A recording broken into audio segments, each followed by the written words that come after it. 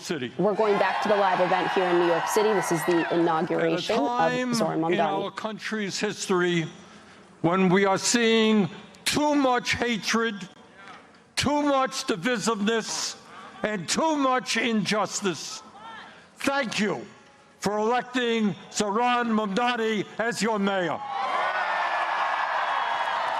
New York, thank you for inspiring our nation.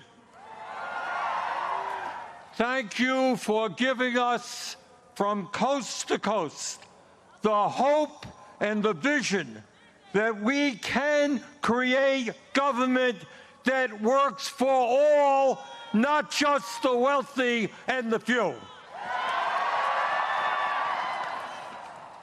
At a moment when people in America, and in fact throughout the world, are losing faith in democracy, over 90,000 of you in this city volunteered for Zoran's campaign. You knocked on doors. You shared your dreams and your hopes for the future of this city. And in the process, you took on the Democratic establishment, the Republican establishment, the President of the United States, and some enormously wealthy oligarchs. And you defeated them in the biggest political upset in modern American history.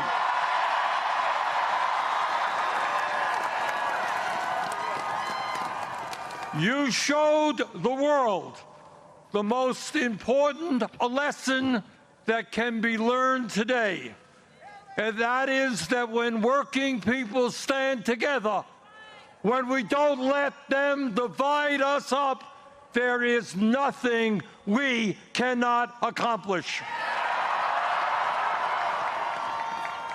Running a great and winning campaign was extremely difficult.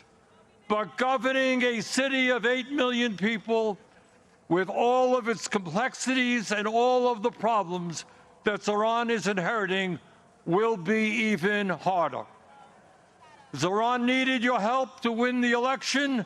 Now he will need your help to govern.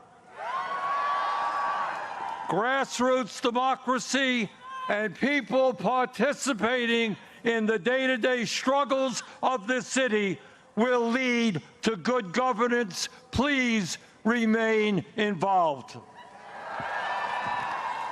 You know, all of us have heard how Zoran's opponents have called the agenda that he campaigned on radical, communistic, and absolutely unachievable. Really? That's not what we believe. In the richest country in the history of the world, making sure that people can live in affordable housing is not radical. It is the right and decent thing to do. And in the midst of a massive housing crisis, it is exactly what the people of this city and this country want and need. Providing free and high-quality child care is not radical. Countries all over the world have done it for years. It is what our kids require if they're going to be well prepared for school, and what working parents desperately need. It is, in fact, what every city in America should be doing. Free bus transportation is not radical. It will save workers time and money, protect our environment, and make the city more efficient. And making sure that every family in the city, regardless of income, has access to decent, quality food at an affordable cost is not radical. Good nutrition keeps us healthy, helps prevent chronic illnesses. In the long run, city-sponsored grocery stores will save society money. Lastly, and maybe most importantly, demanding that the wealthy and large corporations start paying their fair share of taxes.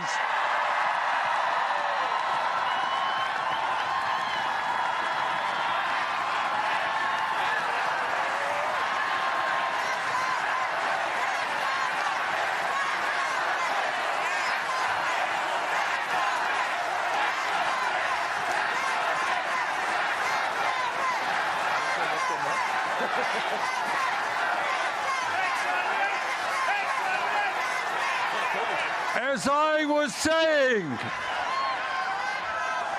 demanding that the wealthy and large corporations start paying their fair share of taxes is not radical. It is exactly the right thing to do. Today, while over 60% of our people in New York, people in Vermont, people all over this country are living paycheck to paycheck, we have more income and wealth inequality than we have ever had. While tens of millions struggle to put food on the table, pay for health care, pay for housing, the top 1% have never, ever had it so good. And yet, there are billionaires and large corporations that pay almost nothing in taxes. That has got to end. That will end. The billionaire class in this city and in this country have got to understand that in America, they cannot have it all. That America, our great country, must belong to all of us, not just a few. And that lesson begins today in New York City. Let me thank you all for the hope and inspiration that you are giving people all over this country.